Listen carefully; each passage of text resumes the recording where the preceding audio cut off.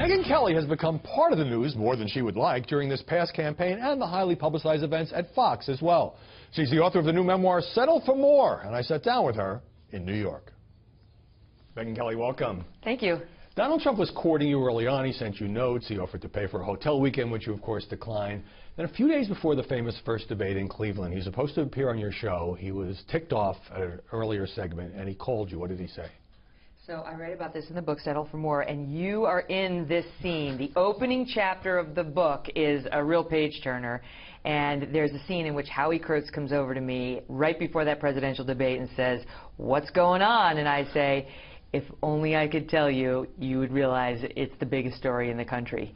I like the way you worked me in. That was very good. Well, I remember that moment distinctly because at that moment I thought it was a huge deal that the Republican frontrunner was threatening me, had threatened to unleash his beautiful Twitter account against me 4 days before a presidential debate. Little did I know how that would pale in comparison to what would ultimately happen. So what happened was Mr. Trump was upset with the segment I had done on the Kelly file the previous week, and that Monday he insisted that I call him, the Monday before the Thursday debate. So I did. He expressed his displeasure about the segment I had done. I said he should have been thanking me because the segment actually I thought was very good for him. Mm-hmm. He didn't see it that way. He told me I was a disgrace and that I ought to be ashamed of myself.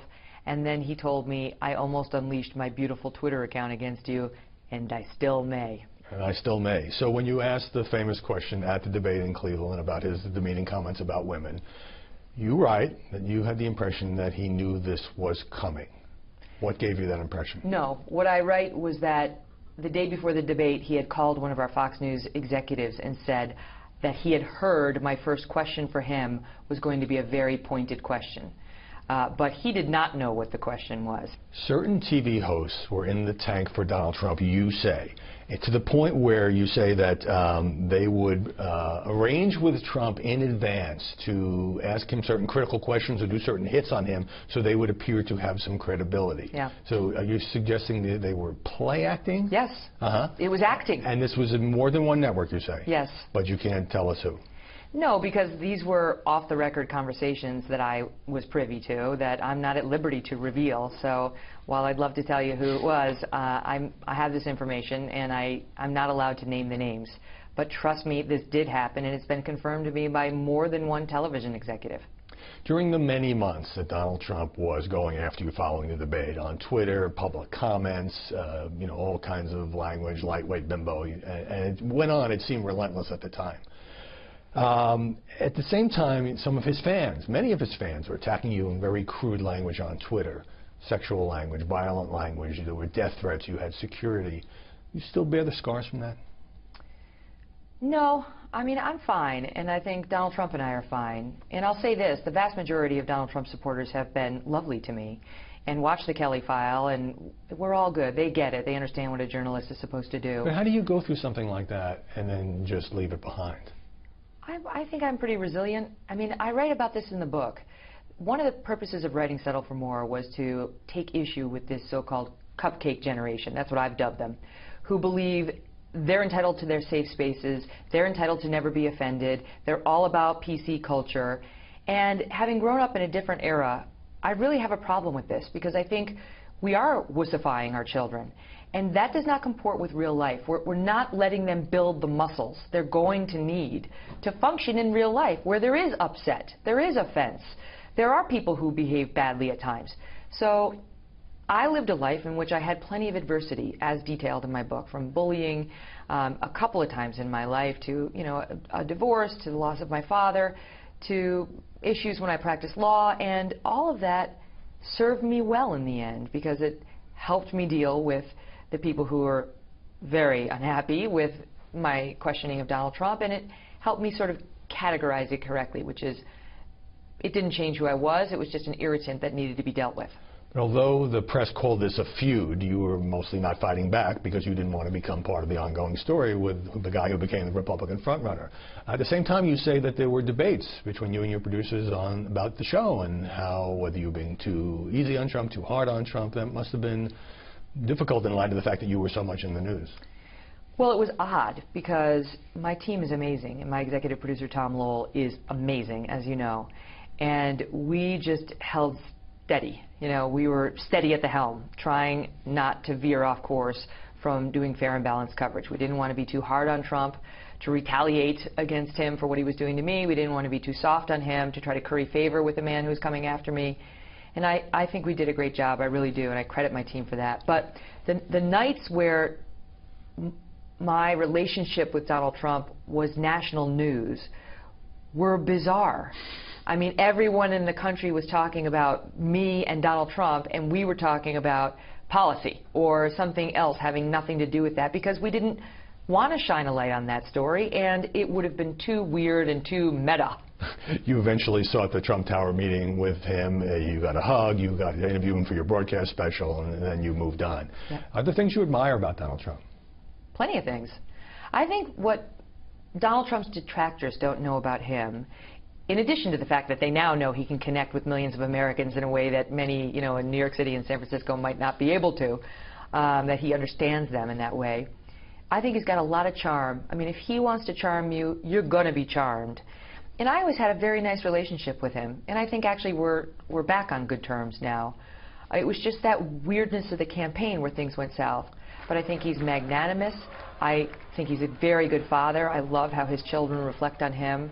I think he's got a great relationship with Melania. And my own experience with Donald Trump is he is funny, he's quick, he's smart, he's a straight and direct communicator, and trust me, I think a lot of people would be surprised at how much they'd like him if they spent some one-on-one time with him. Right, but isn't it a little weird now for you to be covering President Trump? And do you think there's any sort of warning for the press in the way he not only went after all kinds of news organizations, journalists by name, but the way he went after you?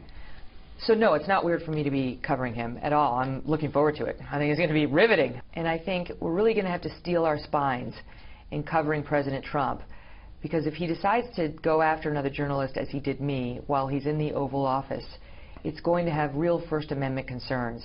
And journalists and their news organizations are going to have to stand strong in the face of that kind of pressure. More now from my conversation with Megyn Kelly. There are points in this book, some of it about Trump, but some of it much earlier in your life, where you describe dealing with raw emotions and sometimes crying. Seems might be a little at odds with your battle-hardened image, but you put it all out there. Oh, gosh. I mean, honestly, I cry all the time. I mean, not like on the air, because that would be weird, but I actually don't mind crying. I feel like it's a release of the pain that you may be feeling in a given situation. And, I mean, the truth is, I know people see me as this sort of tough newswoman who is, some people have said, fearless. But I am not fearless. I have plenty of fears. And the book talks about sort of mustering the courage to get through them. And listen, there are many nights over this past year where I cried. There have been many nights over my life where I've been really sad. I've dealt with a lot of tough times. But I do believe it's self-defeating to wallow in one's perceived victimhood. During the months of battles with Trump, Fox News Chairman Roger Ailes defended you, you say, but he also had to balance the network's interest in covering a presidential candidate. Was it hard for you in writing this book to go public with what you have now acknowledged, that a decade ago you were a young reporter, you were sexually harassed by Roger Ailes? You say you detailed in the book, he still denies it. And then that you volunteered when the investigation came up this summer that led to Ailes leaving the company, that you wanted to tell your story. Was it hard to relive that? Well, it wasn't pleasant.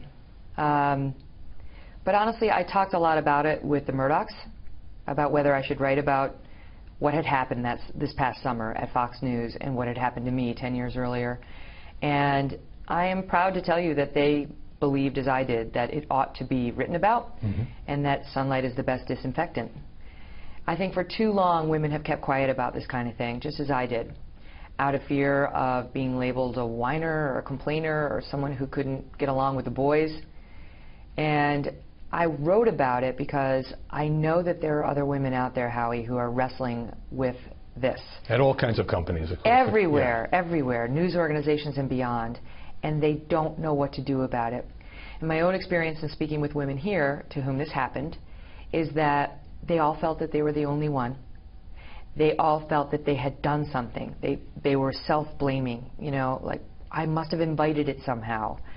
And I want women to know it can happen even to somebody who had practiced law for 9 years. You know, I was new to this company, but I had practiced law for 9 years when this happened to me. So it can happen to anybody. And look, when it happened to me, I made a record of it. I retained a lawyer. I did tell a supervisor, and that person advised me to just try to avoid him for the next foreseeable future, and I did, and that worked. And Roger and I went on to have a healthy, professional working relationship.